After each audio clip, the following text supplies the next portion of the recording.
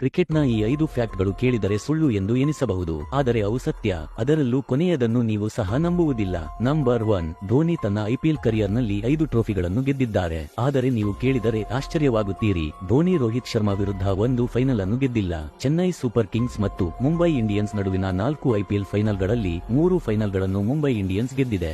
2013, 2015 ಮತ್ತು 2019. ಆದರೆ 2010ರ ಫೈನಲ್ ಅನ್ನು ಚೆನ್ನೈ ಸೂಪರ್ ಕಿಂಗ್ಸ್ ಗೆದ್ದಿತು. ಆದರೆ ಆಗ ಮುಂಬೈ ಇಂಡಿಯನ್ಸ್ ಕ್ಯಾಪ್ಟನ್ ಸಚಿನ್ ತೆಂಡೂಲ್ಕರ್ ಆಗಿದ್ದರು. ನಂಬರ್ 2, ಟೀಮ್ ಇಂಡಿಯಾವನ್ನು 1983ರ ವಿಶ್ವಕಪ್ ಗೆಲ್ಲಿಸಿದ ಕಪಿಲ್ ದೇವ್ ತಮ್ಮ ಕರಿಯರ್ನಲ್ಲಿ 130ಕ್ಕೂ ಹೆಚ್ಚು ಪಂದ್ಯಗಳನ್ನು ಆಡಿದ್ದಾರೆ. ಆದರೆ ನೀವು ಕೇಳಿದರೆ ಆಶ್ಚರ್ಯವಾಗುತ್ತೀರಿ, ಅವರು ತಮ್ಮ ಇಡೀ ಕರಿಯರ್ನಲ್ಲಿ 1 ನೋಬಾಲ್ ಅನ್ನು ಹಾಕಿಲ್ಲ. ನಂಬರ್ 3, ನೀವು ಕೇಳಿದರೆ ಅಚ್ಚರಿಯಾಗುತ್ತೀರಾ, ಆದರೆ ರವಿಚಂದ್ರನ್ ಅಶ್ವಿನ್ ಧೋನಿಗಿಂತ ಹೆಚ್ಚು ಓವರ್ಸೀಸ್ ಶತಕಗಳನ್ನು ಬಾರಿಸಿದ್ದಾರೆ. ನಂಬರ್ 4, ವಸೀಂ ಅಕ್ರಮ್ ಅವರು ಒಡಿಐ ಕರಿಯರ್ನಲ್ಲಿ 400 ಪಂದ್ಯಗಳನ್ನು ಆಡಿದ್ದಾರೆ ಮತ್ತು ಈ ಮಧ್ಯದಲ್ಲಿ ಅವರು ಕೇವಲ 12 ಸಿಕ್ಸ್ಗಳನ್ನು ಹೊಡೆಸಿಕೊಂಡಿದ್ದಾರೆ ಮತ್ತು ಅವುಗಳಲ್ಲಿ 9 ಸಿಕ್ಸ್ಗಳನ್ನು ಸಚಿನ್ ತೆಂಡೂಲ್ಕರ್ ಹೊಡೆದಿದ್ದಾರೆ.